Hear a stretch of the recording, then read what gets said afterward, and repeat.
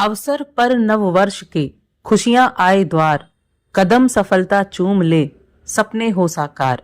आप सभी को इस नए वर्ष 2025 की बहुत बहुत शुभकामनाएं।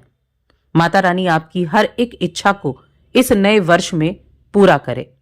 जय माता दी दोस्तों, आप सभी का स्वागत है हमारे YouTube चैनल अमृता एस्ट्रो में। और आज के इस वीडियो में मैं बात करने वाली हूं इस नए वर्ष के नए सप्ताह के कुंभ राशि फल के बारे में। 1 जनवरी 2025 से 7 जनवरी तक ये कुंभ राशि के जातकों के लिए कैसी शुरुआत होने वाली है, क्या कुछ विशेष आप इस नव वर्ष पर कर सकते हैं और कैसा ये सप्ताह इस शुरुआती दौर में आपके लिए होने वाला है, तो सारी जानकारी विस्तार से मिलेगी। इसीलिए इस चैनल पर आप पहली बार आए हैं तो चैनल को अभी तक सब्सक्राइब नहीं किया है तो सब्सक्राइब जरूर कर लें। और अगर आप अपनी कुंडली विश्लेषण करवाना चाहते हैं तो स्क्रीन पर आपको नंबर मिल जाएगा, यहां आप हमसे कांटेक्ट कर सकते हैं। तो सबसे पहले मैं ग्रहों की ही बात करूंगी। देखिए, 1 जनवरी 2025 ये बुधवार का दिन है और ये शुक्ल पक्ष की द्वितीया तिथि से इस वर्ष की शुरुआत हो रही है और 7 जनवरी अष्टमी तिथि तक ये सप्ताह रहेगा। इस सप्ताह में बाकी ग्रहों को अगर हम देखें तो देखिए, शुक्रदेव आपकी लगन में आ चुके हैं, जो शनि के साथ बैठे हैं, जो एक आपके लिए इस वर्ष की शुरुआत के लिए एक प्लस पॉइंट होने वाला है। बाकी जो सूर्य देव हैं वो धनु राशि में हैं, बुध भी उनके साथ विराजमान है, राहु आपके द्वितीय भाव में है और केतु कन्या राशि में बैठे हुए हैं। मंगलदेव अपनी नीच की राशि में विराजमान हैं और गुरु बृहस्पति वक्री होकर कहां, वृषभ राशि में बैठे हैं। तो ये तो है ग्रह। देखिए, चंद्रमा के ऊपर ये सप्ताह का राशिफल होता है और चंद्रमा मकर राशि से गोचर करते हुए, यानी कि मकर राशि, कुंभ राशि और मीन राशि, इन 3 राशियों में इस सप्ताह में गोचर करने वाले हैं। ये जो नए वर्ष की शुरुआत हुई है, इस नए वर्ष की शुरुआत, ये नया वर्ष जो है ये मंगल देव यानी ये मंगल का नया वर्ष है। तो सबसे पहले तो जब आप इस वर्ष की शुरुआत करेंगे तो अपने लिए एक कुछ नियम बनाकर जरूर करें। देखिए, जब मंगल देव को प्रसन्न करना हो तो व्यक्ति को एक्सरसाइज वगैरह, योग, एक्सरसाइज, स्पोर्ट्स पर्सन होते हैं, तो आप इस तरह की चीजों में जो फिजिकल वर्क होता है उन चीजों से आप अपने वर्ष की शुरुआत जरूर करें, ताकि मंगल देव को आप पूरे वर्ष भर प्रसन्न रख सकें और जो इन चीजों में कार्य भी करेगा उसको सक्सेस भी मिलेगी। तो अपने ऊपर ध्यान देना शुरू कीजिए, आपकी हेल्थ के लिए अच्छा है। और मंगल तो प्रसन्न होते ही हैं, मंगल उनके लिए बहुत एक्टिव होते हैं।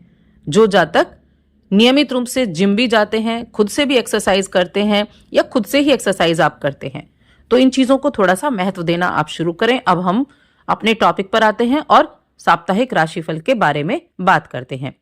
तो देखिए, साप्ताहिक राशिफल की अगर बात की जाए तो यहां ये जो सप्ताह है, मन में नई नई उम्मीदें लेकर इस नए वर्ष की शुरुआत है। मन में बहुत सारी उम्मीदें, नया वर्ष कैसा, नए वर्ष में क्या कुछ खास, नए वर्ष में क्या कुछ जीवन में नयापन ला सकते हैं।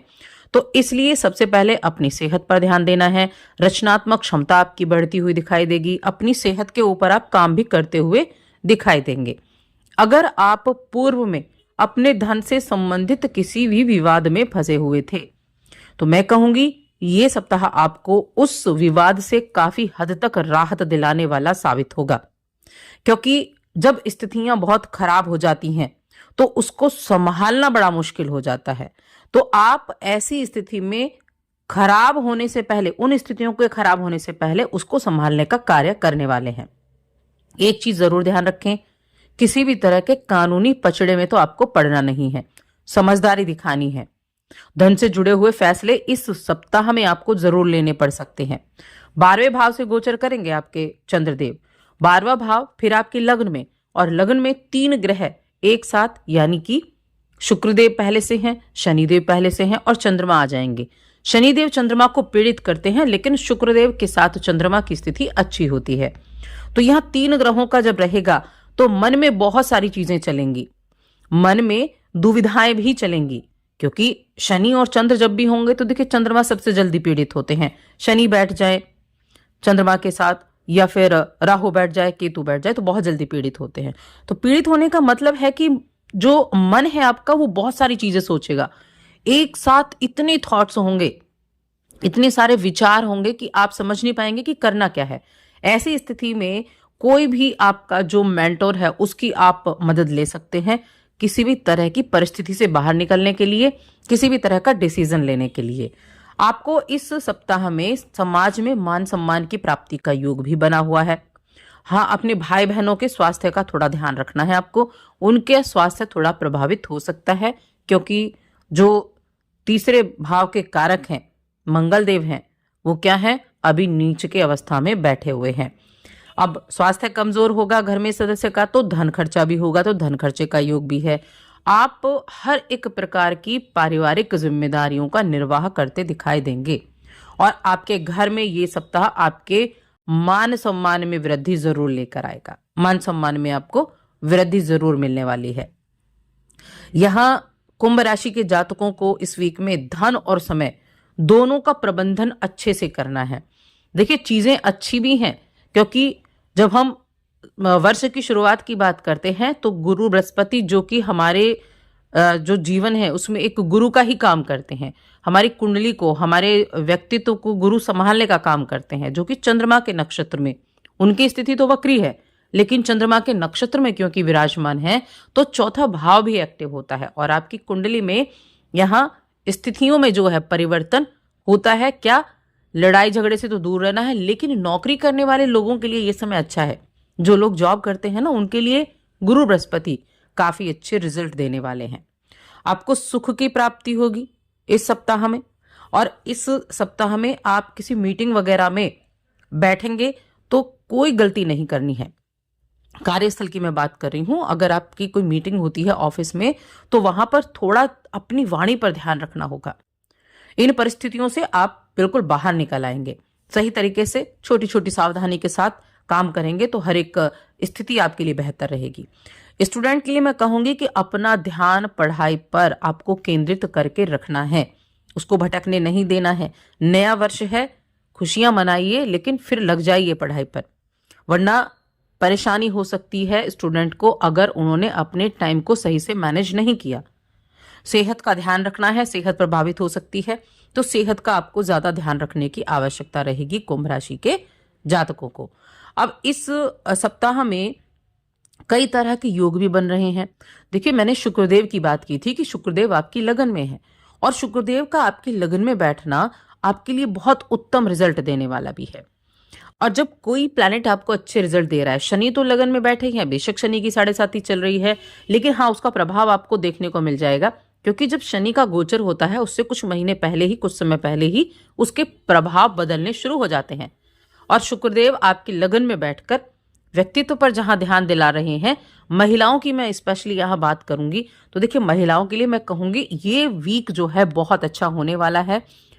आपके लिए ऐसे बहुत से मौके मिलेंगे, आपको आउटिंग का मौका मिलेगा, आपको बाहर जाने का मौका मिलेगा, अपने खुशियों को साझा करने का मौका मिलेगा।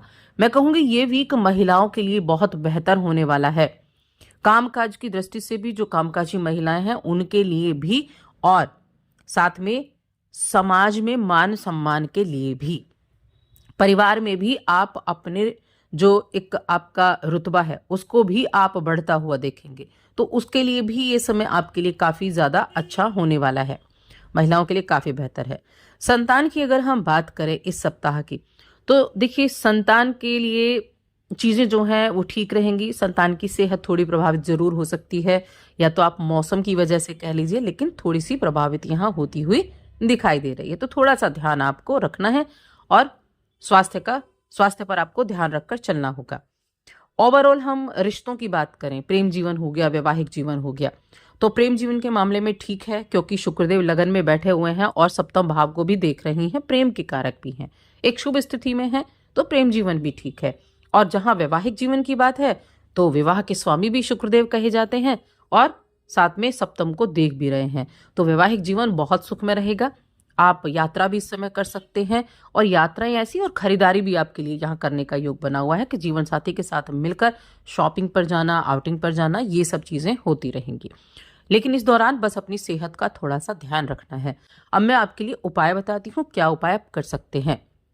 जैसा कि मैंने बताया कि मंगल देव इस वर्ष के राजा हैं, तो एक तो मंगल देव के लिए आप यज्ञ हवन कर सकते हैं, या फिर आप हनुमान चालीसा पढ़कर भी इस वर्ष की शुरुआत कर सकते हैं, जो आपके लिए बहुत उत्तम रहेगी। तो मंगल देव की आराधना करें, हनुमान मंदिर जाएं, हनुमान जी का आशीर्वाद लें और हनुमान चालीसा पढ़ना शुरू कर दें रेगुलर।